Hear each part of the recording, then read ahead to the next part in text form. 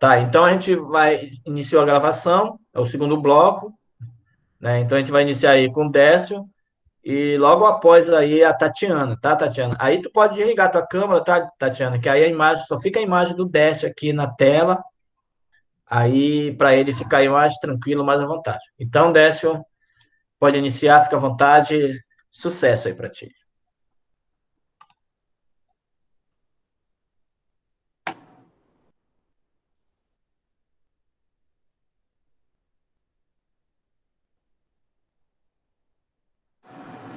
Tá aparecendo aí, professor?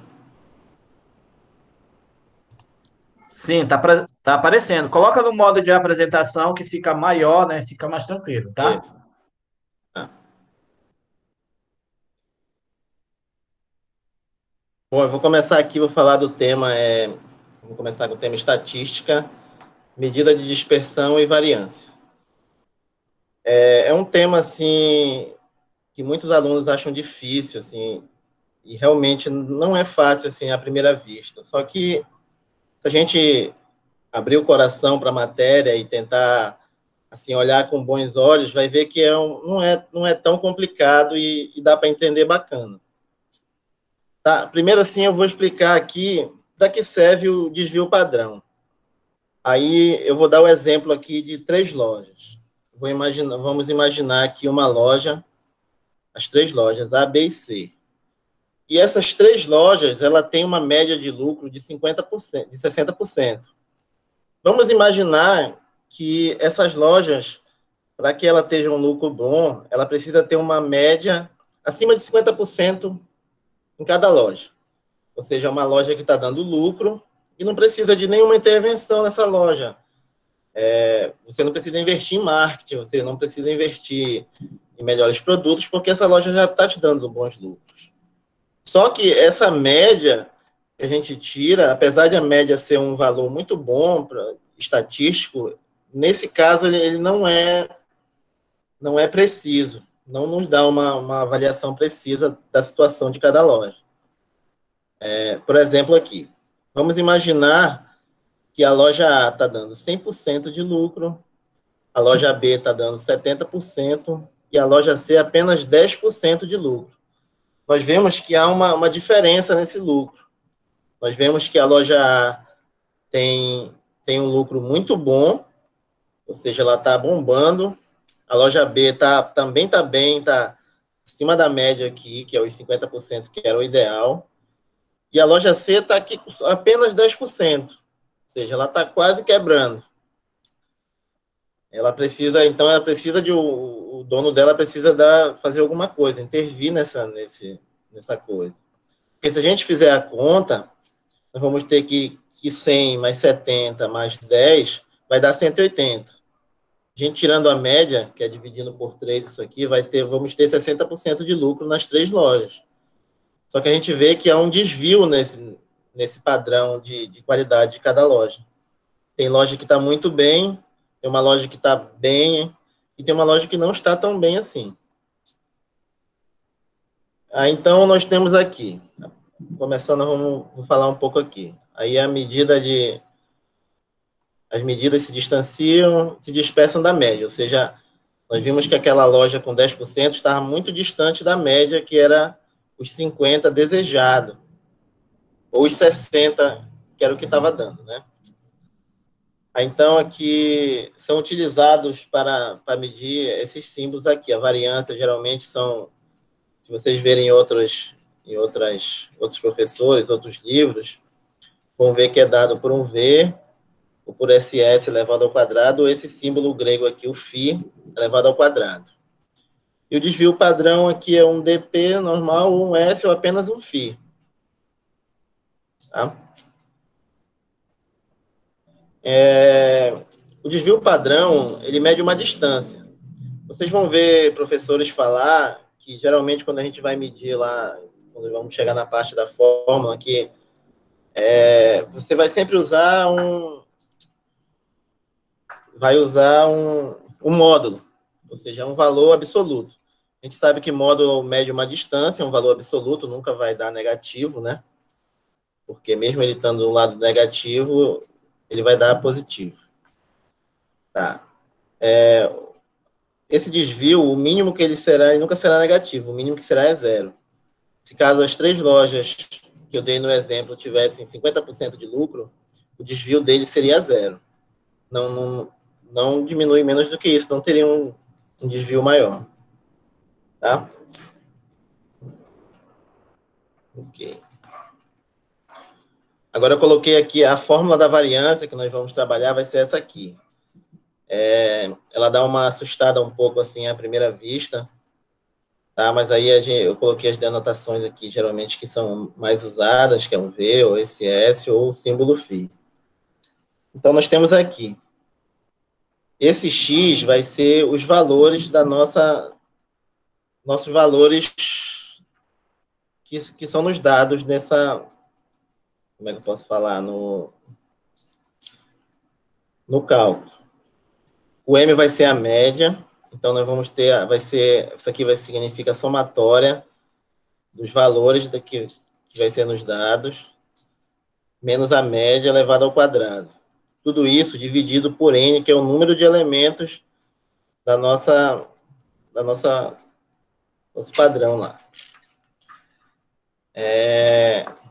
Eu criei aqui uns passos para ficar mais fácil o entendimento.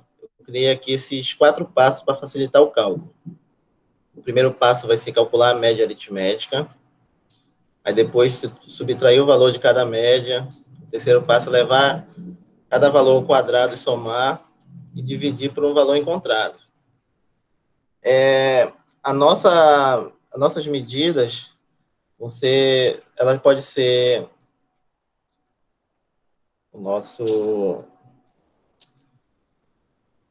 desvio padrão pode ser um desvio populacional ou amostral, que é o que vai diferir na fórmula lá.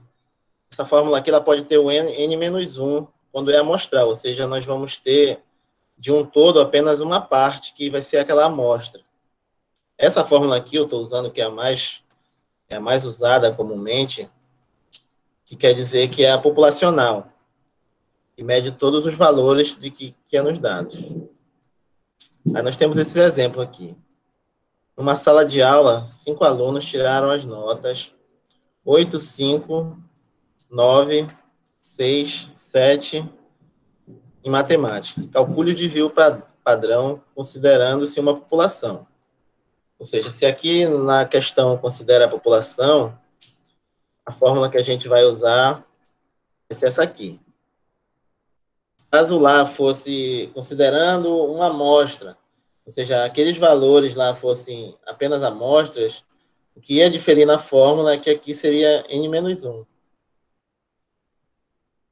Então, eu coloquei aqui o primeiro passo, a gente encontrar a média. Como vocês já sabem, a gente encontra a média somando os valores aqui que nos são dados, as notas, no exemplo, e dividindo pela quantidade de notas. Ou seja, vamos somar aqui 8 mais 5 mais 9 mais 6 mais 7. E vamos dividir isso por 5. Vamos ter que esse valor vai dar 7. Tá? Vamos para o segundo passo. Aqui nós já estamos naquela fórmula lá.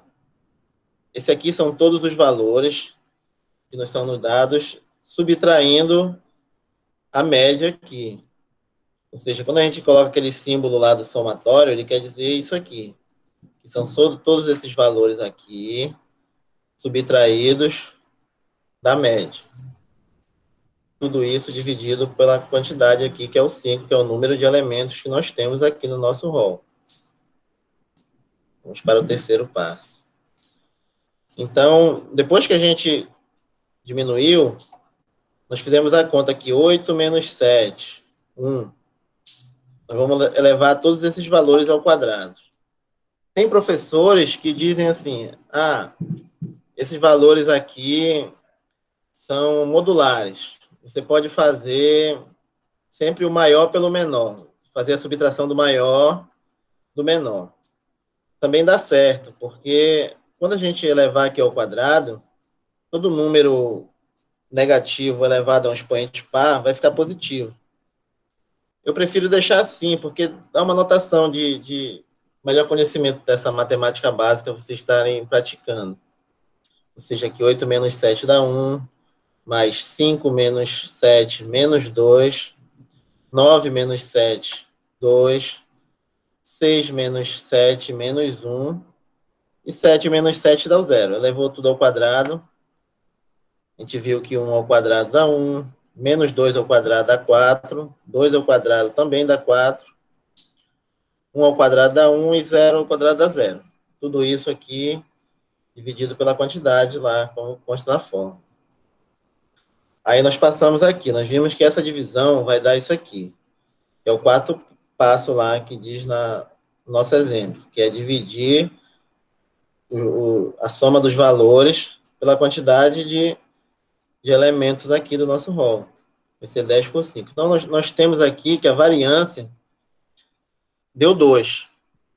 Então, nós já sabemos aqui a variância. Então, o desvio padrão nada mais é do que, como já nós vimos lá em cima, é a raiz quadrada da variância. Então, nós vamos fazer aqui. Como a questão nos pede o desvio padrão, nós temos que o desvio padrão vai ser a raiz quadrada de 2, que dá aproximadamente 1,41. Entendeu? Por enquanto é só isso aqui, professor. Enfim. Ok, né, gente? Parabéns aí, né? Aprendemos aí um pouquinho aí de estatística, né? Isso daí é fundamental, né? E a gente sabe que a estatística, ela está basicamente aí em todas as áreas da ciência, né, gente? Seja na área da saúde, na área da engenharia, né? Então, a estatística está presente, né? Então, por isso, essa grande importância é dessa disciplina, né? Sem contar que na BNCC ela faz muita referência, né, a esses estudos, né? Devido à importância de se fazer pesquisa, de estar trabalhando números, dados, né? Então, é fundamental isso para a gente ter um bom entendimento, né? Para a gente levar para a nossa vida, né? Então, parabéns aí, Décio, pelo ter encarado esse desafio, né? Não é um conhecimento fácil, a gente sabe que é difícil, né? Então, realmente tu atingiu aí o que a gente queria, né? Deu pra gente, pelo menos da minha parte, eu entendi muito bem, né? Como a gente pode chegar até o desvio padrão, tá bom? Aí, novamente, a gente deixa aqui franqueado a palavra aí para os colegas, fazer o seu apontamento, né? Tirar sua dúvida, fazer alguma pergunta aí pro Décio, que deve ter aí estudado bastante, né? Para poder chegar a esse nível, né?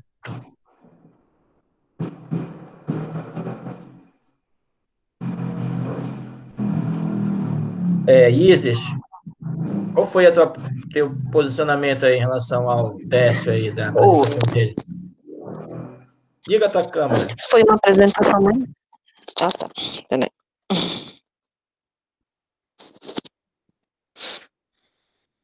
Ligou. Bem, eu acho que foi uma apresentação muito boa, professor. Mesmo como ele falou, né? Parece assim um assunto bem complexo, né? Mas a gente, quando traz para o dia a dia, a gente observa que ele se torna bem mais fácil, né? Bem mais prático. Porque muitas vezes, quando a gente está em sala de aula, vai observar quando tem essas fórmulas grandes, o aluno ele já tem aquele impacto. Ele pensa que ele não vai conseguir compreender esse assunto. E como ele colocou, se você observar, tem aqueles detalhes mínimos, que é lá a média, quando você traz para o dia a dia, eu acho assim que o aluno ele compreende bem melhor, né? Porque ele vai ver que, mesmo tendo aquela fórmula gigantesca, ele consegue observar cada ponto, né? Porque é uma das coisas que eu pelo menos, observo muito com a nova diretrizes da BNCC, ela facilitou muito a compreensão do estudo da matemática justamente para isso. Porque quando tem um assunto que tem uma fórmula gigantesca, o aluno ele já se torna aquele impacto. Eu não vou compreender isso. É muito difícil, né? E não é. É só você ter um pouquinho de atenção, né? Eu observo muito desse detalhe, né? Tranquilo, Aí também obrigado. para a gente observa assim, para a gente expor um assunto desse tão rápido, ele está de parabéns, né? É verdade. Obrigado, esses. Realmente, né, um tema complexo, né, para ser abordado num tempo bem curto, é um mega desafio, né, gente? Então, tá de parabéns aí, Décio. E Décio, no caso, tu pensou aí em usar esses dados aí em alguma ferramenta, sim, alguma ferramenta virtual ou tecnológica? Tu pensou em algo assim? E se tu pensou, como é que tu poderia usar essa ferramenta? Eu poderia usar para apresentar, no caso, para os alunos, Não, professor? como tu vai usar esse dado assim num aplicativo, por exemplo, digamos, para Não, não, minimizar os a gente cálculos, digamos. geralmente ele é muito usado no Excel, esse tipo de cálculo. Existem fórmulas para isso, né? Aí é outra coisa assim que todo mundo acha, eu também acho que é difícil aprender fórmulas do Excel, porque a gente não tem o conhecimento matemático do que ela está fazendo. Depois que a gente tem esse conhecimento, a gente entende como é que a fórmula vai fazer o cálculo, fica muito mais fácil a gente aprender, porque tu vai ver que aquilo lá, tu vai estar só escrevendo um comando para dessa mesma fórmula, essa mesma fórmula aí, o somatório, a soma dos valores dividido pela quantidade de valores, entendeu? Aí vai achar, no final vai tirar a raiz quadrada desses valores. Tá, Assim, ok. uma área que é bem interessante de usar. Realmente Ah, em dados tranquilo. de empresa, dados, valores financeiros, valores de mercado. Entendi. Se O for que a pessoa muitos está. números, né, aí o Excel ia ajudar, né? No caso, como Isso, trabalhou. essa média é muito usada pelo IBGE, né? Eu fiz a conta do cálculo populacional, mas geralmente eles usam o amostral, ou seja, eles pegam. Se você vai fazer uma pesquisa, uma população que tem 50 mil habitantes, eles usam com 2 mil pessoas apenas. E faz esse cálculo lá, usando aquela fórmula lá, com a diferença com N-1. Ou seja, eles Certo. vão tirar uma média, vão tirar aquele desvio, o desvio é a variância, o desvio padrão, vão tirar aquele valor médio ali com desvio mínimo, entendeu? Dessa população do que eles estão tentando pesquisar. Porque não tem como fazer uma pesquisa com uma população de 50 mil pessoas. Então, é preciso usar esse cálculo. Você tem a amostra, né? Certo. Perfeito. Parabéns, Décio. Então, acho que é esse caminho mesmo. Obrigado por ter agregado aí esse conhecimento para a gente, né? Eu acho que somou com certeza aí para a gente, tá? Então a gente vai dar continuidade, né, às apresentações, né? A gente deixa o espaço aí aberto aí para a Tatiane, para ela iniciar a apresentação dela, tá?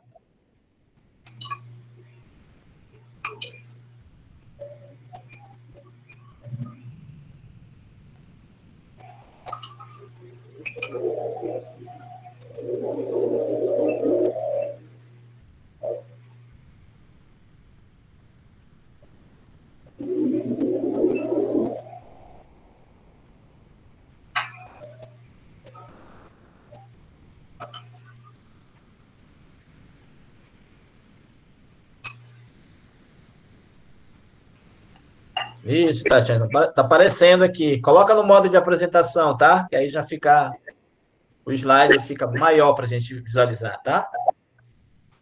Tá.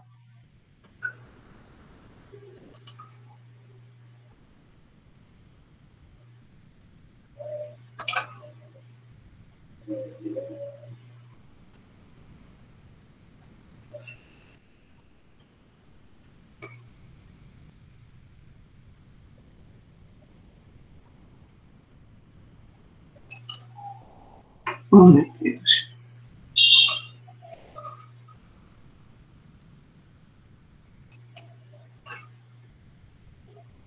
Espera aí, professor, que está dando aqui. Estou toda atrapalhada.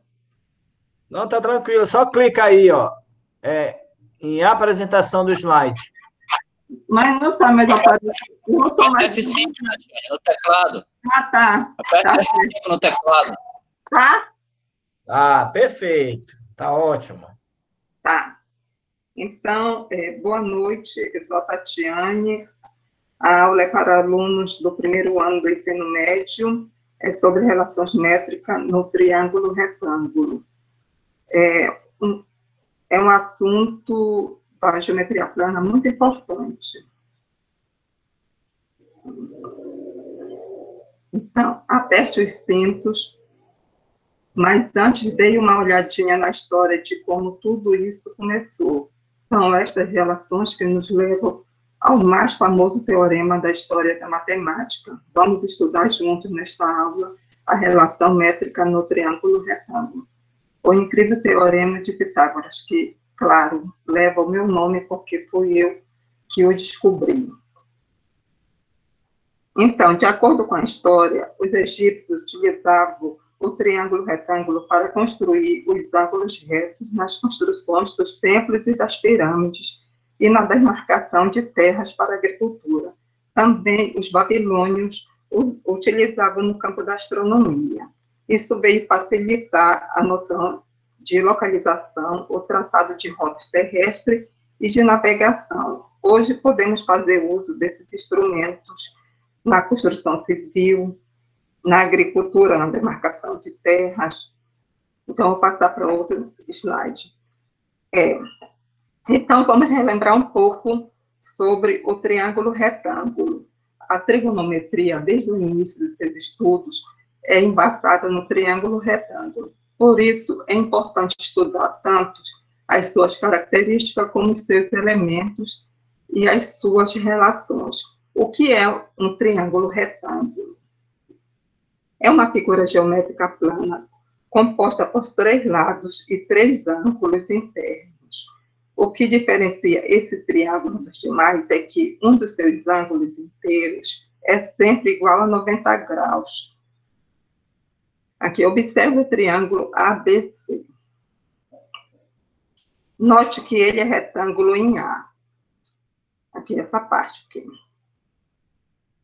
Isto é, a medida do ângulo A é igual a 90. Conforme vocês já sabem, a soma dos ângulos internos de qualquer triângulo é 180 graus. Logo, se o ângulo A é igual a 90, a soma dos dois ângulos B e C também tem que ser igual a 90. Logo, os ângulos B e C são ditos complementares. O lado que está oposto ao ângulo de 90 graus, esse aqui, se chama hipotenusa, que é essa parte aqui. Os lados B e C são os catetos que formam o ângulo reto. Além da hipotenusa e dos catetos, temos a altura relativa à hipotenusa, que é esse segmento aqui de reta, e forma um ângulo de 90 graus na hipotenusa. Quando esse segmento de reta traça a altura, ela se divide em 2 partes, M e N, onde são chamados de projeções ortogonais dos catetos sobre a hipotenusa. Então, como eu falei, a altura H divide o triângulo ABC em 2 triângulos retângulos, que é ABH e ACH. Se dividirmos o triângulo ABC pela altura relativa à sua hipotenusa, surge 2 triângulos ABH e ACH, retângulos em H. Sendo assim, dividimos o ângulo A nos 2 ângulos já conhecidos do triângulo ABC, que são C e B.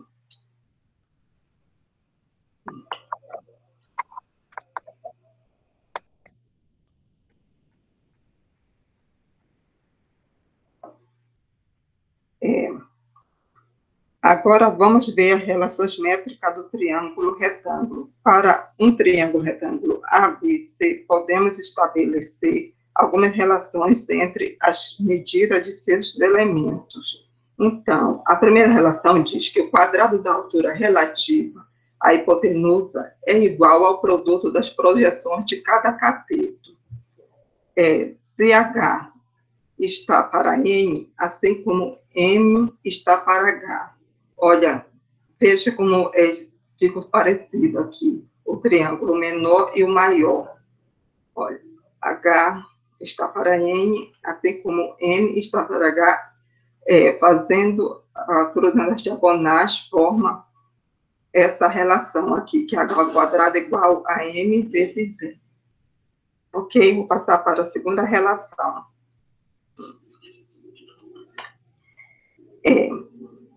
A segunda relação diz que o quadrado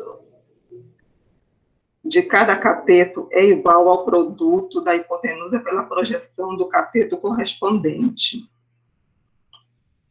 Então, B está para A, assim como M está para B. E, vendo essa relação, veja, B está para A, assim como M está para B.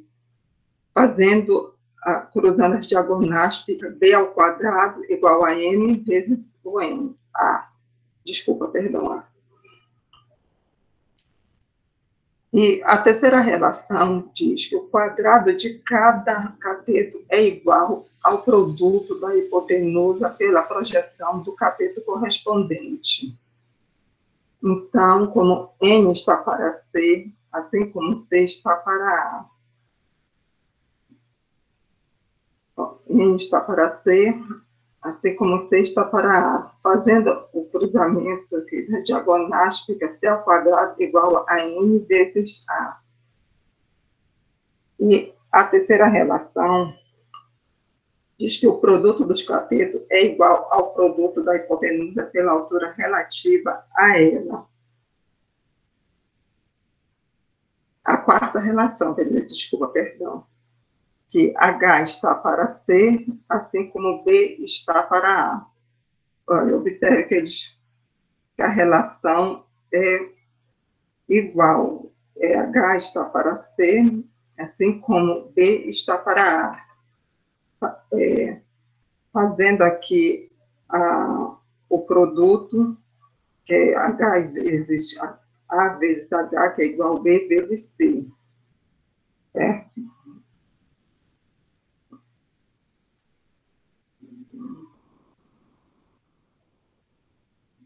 Ok? Agora, o teorema de Pitágoras. Chegou a hora dele, o meu teorema. Em seguida, demonstraremos o mais famoso teorema da história da matemática. A quinta relação métrica. Em todo triângulo retângulo, o quadrado da medida da hipotenusa é igual à soma dos quadrados das medidas dos catetos. Então, a segunda e a terceira relação, deduzindo, forma o famoso teorema de Pitágoras, somando membro a membro as duas igualdades, a segunda e terceira relação tem-se. Porque B ao quadrado mais C ao quadrado, que é igual a M vezes A mais N vezes A. Então, aqui põe A em evidência. Só que M e N é o próprio A. Aqui, de acordo aqui como está mostrando aqui, M mais N é o A. Por isso que ele ficou em evidência. Então, aqui se repete B ao quadrado mais C ao quadrado, que é igual a vezes A, que vai dar A ao quadrado, que forma o teorema de Pitágoras. Então, usei semelhança, estabeleci essas duas relações importantes aqui, que são a segunda e a terceira, e somei lado a lado, que gerou o teorema de Pitágoras. Agora, vamos ver o exemplo, que é da Universidade Federal do Rio Grande do Sul, que é um exemplo de concurso.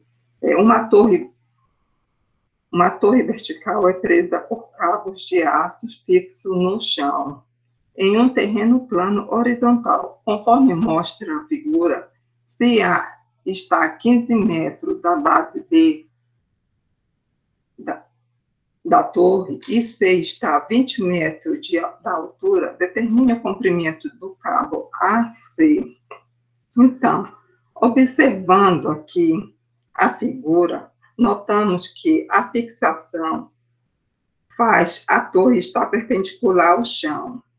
Isto quer dizer que os pontos A da fixação de um dos cabos e B e C da torre formam entre si um triângulo retângulo. A distância entre o ponto A da fixação do cabo e B da fixação da torre ao chão forma o cateto menor, esse aqui, que mede 15 metros. Conforme mostra a figura, a distância de B e C na torre mede 20 metros, tendo o outro cateto. O comprimento do cabo A e C, portanto, é a hipotenusa, que chamamos de X. Por essas informações, eu usando o teorema de Pitágoras, temos que calcular aqui que o comprimento, quer dizer, o comprimento de A e C, portanto, é a hipotenusa, que vamos chamar essa parte aqui de X. Então, aqui A ao quadrado é igual a B ao quadrado, mais C ao quadrado, que é a fórmula de Pitágoras. Então, essa parte aqui vai ser X ao quadrado, mais os catetos, aqui é a medida dos catetos, que é ao quadrado, que é 15 ao quadrado, mais 20 ao quadrado. Resolvendo tudo isso aqui, vai dar 225 mais 400. Resolvendo essa soma, também vai dar 625. Extraindo a raiz quadrada de 625, vamos ter x igual a 25, que é a medida da hipotenusa. Ok? 25 metros. Então, o Teorema de Pitágoras é considerado uma das mais importantes descobertas da matemática. Com ele, pode-se descobrir a medida de um lado de um triângulo retângulo a partir da medida de seus dois lados, de seus outros dois lados. A partir dele, podemos determinar a altura de prédios, torres, montanhas, larguras de rios, dentre outras inúmeras aplicações. Tá aqui a referência, e é isso.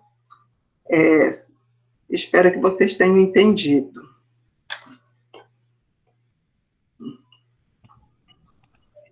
Ok, Tatiane, parabéns, né? Mais um tema aí relevante aí para o nosso conhecimento, né? E a gente fica feliz aí com o resultado, né? Com o esforço que vocês têm feito, né? Estudar aí os temas, né? Paralelo aí ao estágio, né? E poder estar contribuindo aí, né? Com esse conhecimento para a gente. Então, eu acredito que a gente está nesse caminho aí, né? Nessa construção, tá? E, novamente, te franqueio a palavra para os colegas, para vocês fazerem aí as considerações, se alguém quiser fazer algum comentário, tirar alguma dúvida aí com a Tatiana. Aí, Tatiana, a gente pode parar a apresentação aí, amplia aqui a nossa tela, tá?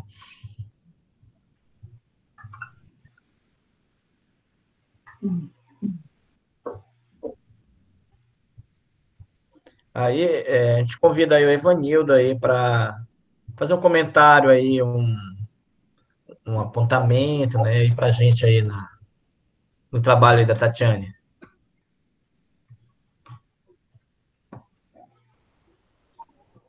A questão... Liga a tua câmera, só para a gente registrar a imagem. Liga a câmera. Tá, pera lá. É que eu tinha tirado minha camisa aqui. Tá, tudo.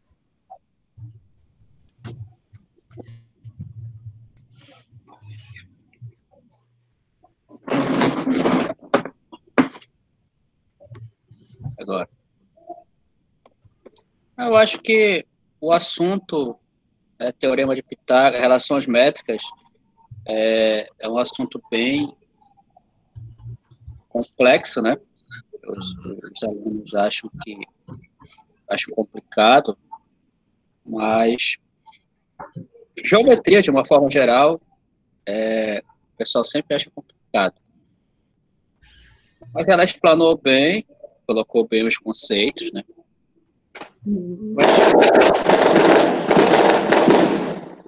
Bem legal os slides, os efeitos que ela colocou ali nos slides, né, nos triângulos ali. Achei legal. Ficou bom, ficou compreensível, né? Obviamente que a gente já tem que ter uma base, né? Para poder entender essa questão aí.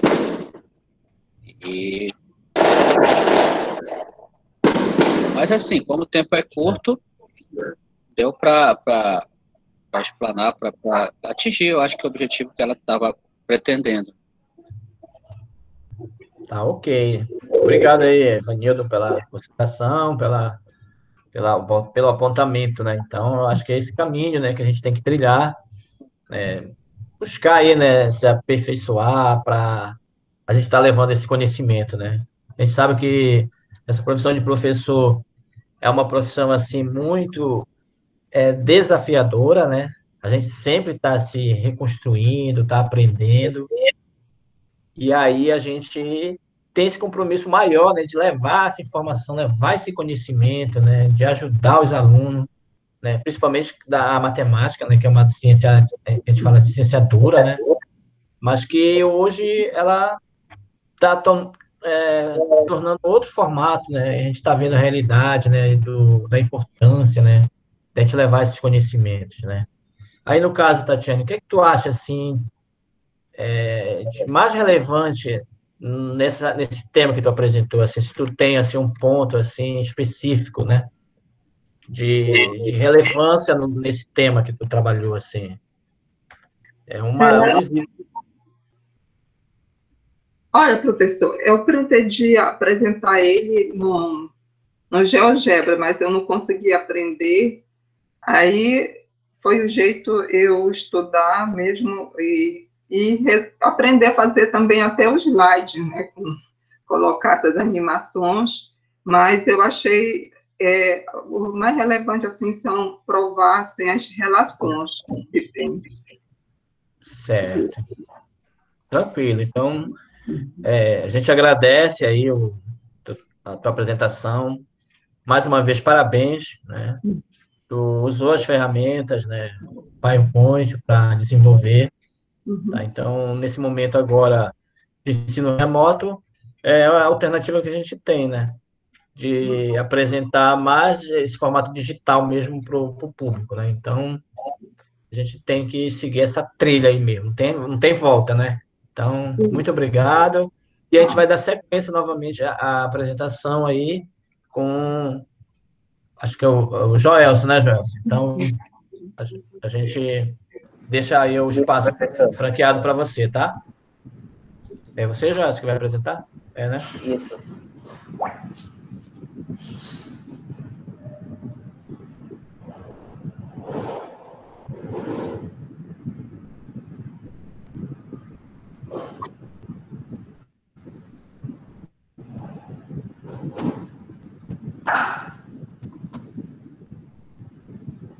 É só um momento aí, professor, que tem uma travadinha aqui no notebook.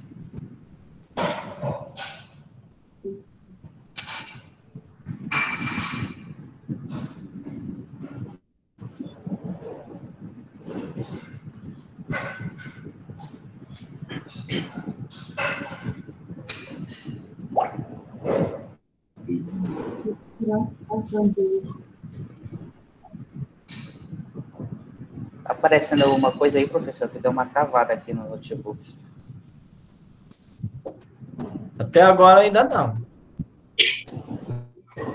Mas a gente está te ouvindo normalmente. Tá vendo a tua imagem? Só acho que a minha internet que não tá muito boa. Ah, tá. Mas não te preocupa não, aí clica lá que o tempo vai começar quando aparecer teu slide, tá? Ok.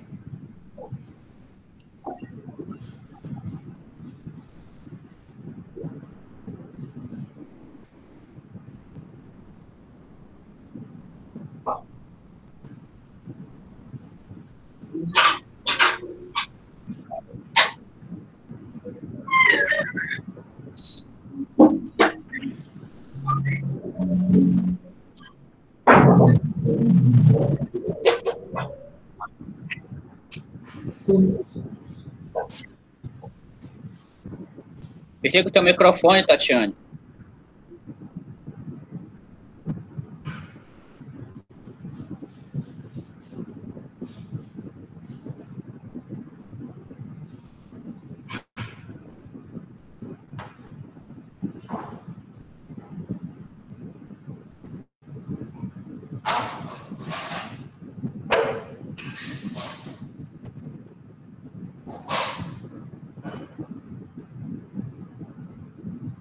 Bem, Joel, deixa rolar a apresentação, porque estava já iniciando já, eu acho que tu interrompeu, né? Aí tu clica lá em apresentação e deixa rodar, que aí ele demora um pouquinho, mas ele aparece, tá? Ok.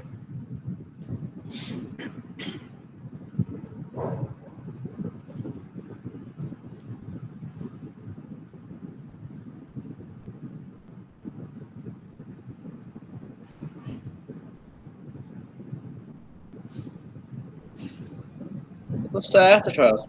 Pode apresentar lá, só apertar no slide lá, mano. Tá aparecendo? Ah, apresenta de novo. Apresenta de novo.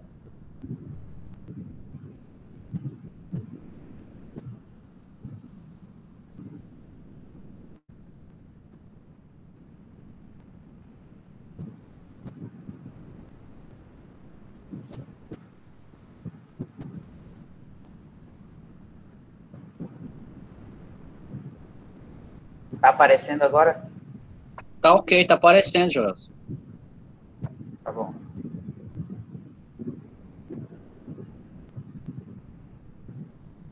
Boa noite, meu nome é Joelson. Estarei apresentando hoje para vocês juros simples e composto. Um assunto bem interessante para nossas vidas, tanto no dia a dia, como futuramente na vida de vocês, como os cidadãos.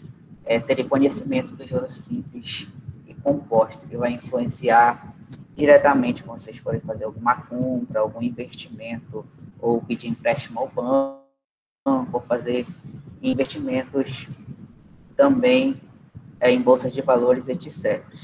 Então, vamos ver o que é juros simples. Os juros simples e compostos são cálculos efetuados com o objetivo de corrigir os valores envolvidos nas transações financeiras, isto é, a correção que se faz ao emprestar ou aplicar um determinado quantia durante um período de tempo. O valor pago ou resgatado dependerá da taxa cobrada pela operação e do período que o dinheiro ficará emprestado ou aplicado. Quanto maior a taxa e o tempo, mais será este valor. Aqui dá uma imagem aqui ilustrativa do juros simples, ou seja, o juros simples ele dá um resultado a longo prazo, como dá aqui uma imagem de uma árvorezinha e uma pessoa regando, ou seja, ela vai custar a frutificar, vai custar a dar retorno. Diferença entre juros simples e compostos. Enquanto os juros simples e a correção aplicada em todo o período leva em consideração apenas o valor inicial envolvendo nos juros compostos, a correção é feita em cima dos valores já corrigidos. Por isso, os juros compostos também são chamados de juros sobre juros, ou seja, o valor é corrigido sobre um valor que também já foi corrigido. Sendo assim, para períodos maiores de aplicação ou empréstimos, a correção por juros compostos fará com que o valor final a ser recebido ou pago seja bem maior que o valor inicialmente aplicado ou emprestado. Aí aqui está uma imagem ilustrativa. Os juros compostos, ele tende a subir mais rápido, dá um resultado mais rápido. E os juros simples, como mostra aqui as duas setinhas, ele já vai dar um resultado maior lá na frente, como a imagem ainda há pouco nos mostrou. A grande maioria das operações financeiras utilizam a correção pelos sistemas de juros compostos. Os juros simples se restringe às operações de curto período de tempo. Fórmula de juros simples. Os juros simples são calculados aplicados a seguinte fórmula, sendo a letra J representando os juros, a letra C, valor inicial da transação, chamado em matemática financeira de capital, e a letra I, a taxa de juros, ou seja, valor normalmente expresso em porcentagem, e a letra T, o período da transação, ou seja, o tempo, se for meses ou anos, dias. É esse período aí que a letra T vai representar. Podemos ainda calcular o valor total que será resgatado no caso de uma aplicação ou o valor a ser quitado no caso de um empréstimo, ao final de um período predeterminado. Esse valor, chamado de montante, é igual à soma do capital com os juros, ou seja, podemos substituir os valores de J na fórmula acima e encontrar a seguinte expressão para o montante. A fórmula que encontramos é uma função afim. Desta forma, o valor do montante crescer linearmente à função do tempo. Eu vou mostrar um exemplo. Se o capital de R$1.000 rende mensalmente R$25, qual é a taxa anual de juros no sistema de juros simples? Solução. Primeiro veremos identificar cada grandeza indicada no problema. Vamos lá, eu falei a letra C, o capital, letra J, os juros, e o T, que é de um mês. E agora a gente quer saber aí o izinho que eu acabei de falar ainda agora, que é a taxa de juros. Agora que fizemos a identificação de todas as grandezas, podemos substituir na fórmula de juros, que essa fórmula vem aí, que está sublinhada aí. Entretanto, observamos que taxa é mensal, pois usamos o período de um mês para encontrar a taxa anual. Precisamos multiplicar esses valores por 12, assim temos a taxa de juros, que vai ser 2,5.12, igual a 30% ao ano. Fórmula de juros compostos. O montante capitalizado a juros compostos é encontrado aplicando a seguinte fórmula, sendo parecido ao do juro composto, mas aqui, como vamos ver, que o montante é representado pela letra M, capital pela letra C, e a taxa de juros também é pela letra I, e o Tzinho aí, que representa o período de tempo. Diferente dos juros simples, neste tipo de aplicações, a fórmula para o cálculo do montante envolve uma verificação exponencial. Daí se explica que o valor final aumenta consideravelmente para o período maiores. Exemplo. Calcule o montante produzido por 2.000 aplicando a taxa de 4% ao trimestre, após um ano no sistema de juros compostos. Solução.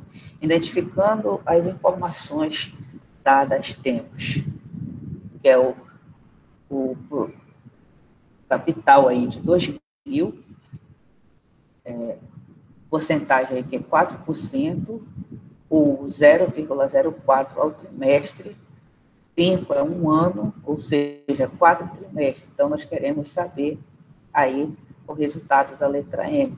Substituindo esses valores na fórmula de juros compostos, temos, portanto, ao final de um ano, montante igual a R$ 2.339,71. Como nós podemos observar a diferença entre os juros simples e compostos, os juros compostos de dar um resultado maior nas aplicações. Equivalência de capitais. Em matemática financeira, é fundamental termos em mente que as quantias envolvidas em uma transação serão deslocadas no tempo. Diante deste fato, fazer uma análise financeira implica comprar valores presentes com os valores futuros. Assim, devemos ter uma forma de fazer a equivalência de capitais em diferentes momentos, quando calculamos o montante na fórmula de juros compostos. Estamos encontrando o valor futuro para períodos de tempo. Segundo uma taxa aí, a partir de um valor presente. Isto é, feito através da multiplicação do termo 1 mais o I, que é a taxa de juros, pelo valor atual, ou seja, ao contrário, se quisermos encontrar o valor presente conhecendo o valor futuro, iremos fazer uma divisão, isto é, por exemplo, para comprar uma moto, aproveitando um ótimo preço, uma pessoa pediu um empréstimo de R$6.000 em uma financeira, a juros mensais de 15%. 2 meses depois, pagou 3.000 e liquidou a dívida do mês seguinte. Qual foi o valor da última prestação paga por essa pessoa? Vamos ver. Solução. Se a pessoa conseguir liquidar o valor devido pelo empréstimo, então o valor pago na primeira parcela mais a segunda parcela são iguais ao valor devido. Entretanto, as parcelas foram corrigidas ao longo do período por juros mensais. Sendo assim, para igualar essa quantia, temos que conhecer seus valores equivalentes em uma mesma data. Iremos fazer a equivalência considerando o momento do empréstimo, conforme esquema abaixo.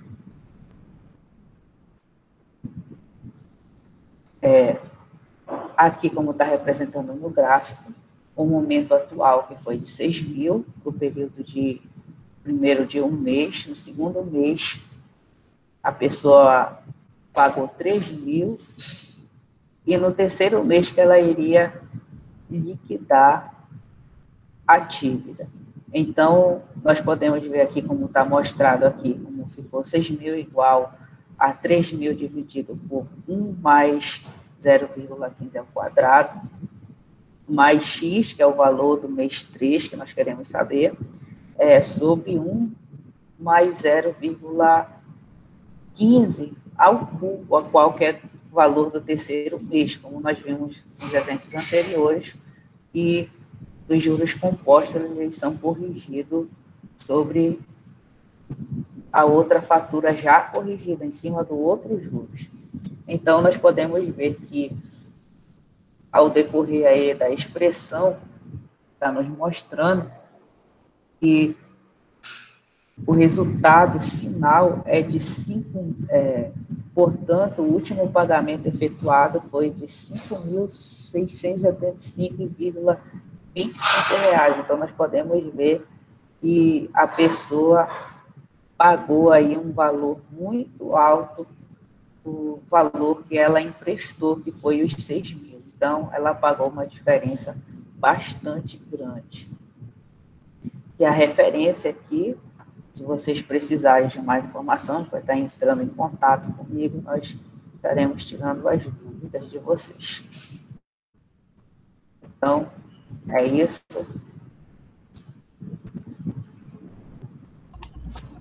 Ok, Joel. Parabéns aí, hein? Mais um desafio aí superado, né, gente? A gente sabe que a construção do conhecimento, ele é trabalhoso, né? A gente, Sim. devagarzinho, a gente vai construindo, né? Vai aprendendo, né? Como eu falei, né? A profissão de professor, ela é bastante desafiadora porque a gente tem que aprender o conceito, aprender o conteúdo, e passar para o aluno, né, da melhor forma possível, a mais compreensiva possível, mais simples possível, para o aluno ter o conhecimento, ter o entendimento, né? E principalmente, como tu colocou aí, Jéssica, no início, né, a importância disso no dia a dia, né? Que esse conhecimento aí, a gente está aí todo dia, né? A gente está podendo, de repente, fazer um empréstimo, pagar juros, né? Então, ter esses conhecimentos aí, ele é muito importante, né? em todas as fases da nossa vida, né? Então, o aluno que tem esse entendimento aí dos juros simples ou compostos, dos dois, né? Ele já vai ter uma boa noção aí de educação financeira, né? Que, inclusive, é um tema também muito recorrente no BNCC, que quer que a gente leve esse conhecimento para o dia a dia mesmo, né? Então, aí, parabéns, né? O teu trabalho aí foi muito compreensível, né? A sugestão que, se a gente puder evitar muito texto, é melhor, né? Porque, às vezes, se a gente não colocar muito texto, não prende tanto a atenção do aluno, né? O pessoal quer mais ver esse negócio de gráfico, de imagem, né?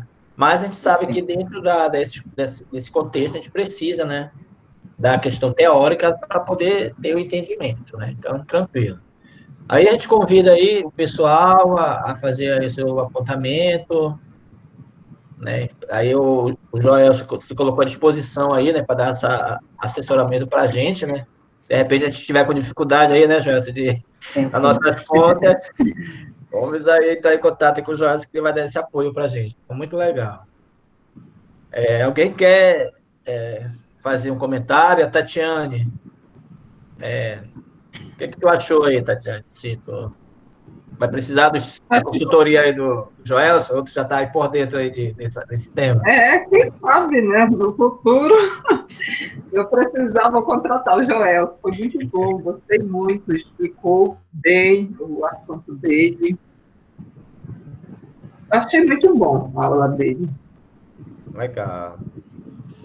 Então, gente, alguém quer fazer mais um comentário? Então, a gente vai fechar esse bloco, tá? A gente parabeniza aí os 3 integrantes, né, que participaram agora, o Décio, a Tatiana e o Joel, finalizando aí com chave de ouro aí, né, gente? É claro que a gente sempre busca as melhorias, busca o aperfeiçoamento, né? Isso daí é com o dia a dia mesmo, né? Com a prática, né, que a gente vai tendo entendimento, tendo essa leitura, né? Porque muitas das vezes a gente não está apresentando para nós, né? A gente está apresentando para um público, né? E esse público tem que ficar satisfeito, né? Tem que ter a compreensão, mesmo que o assunto seja de muita complexidade, né? A gente puder facilitar, isso aí vai com certeza ajudar muito, né? Porque o mundo do conhecimento, né, gente, ele está muito amplo, né? Então a gente precisa saber de muita coisa, né? Precisa saber de muita informação, de muito conhecimento. E é isso aí, né, gente? Então a gente está aí para aprender cada dia mais, ok? Então a gente agradece aí os 3. A gente vai encerrar aqui a gravação. A gente vai dar sequência aí tá?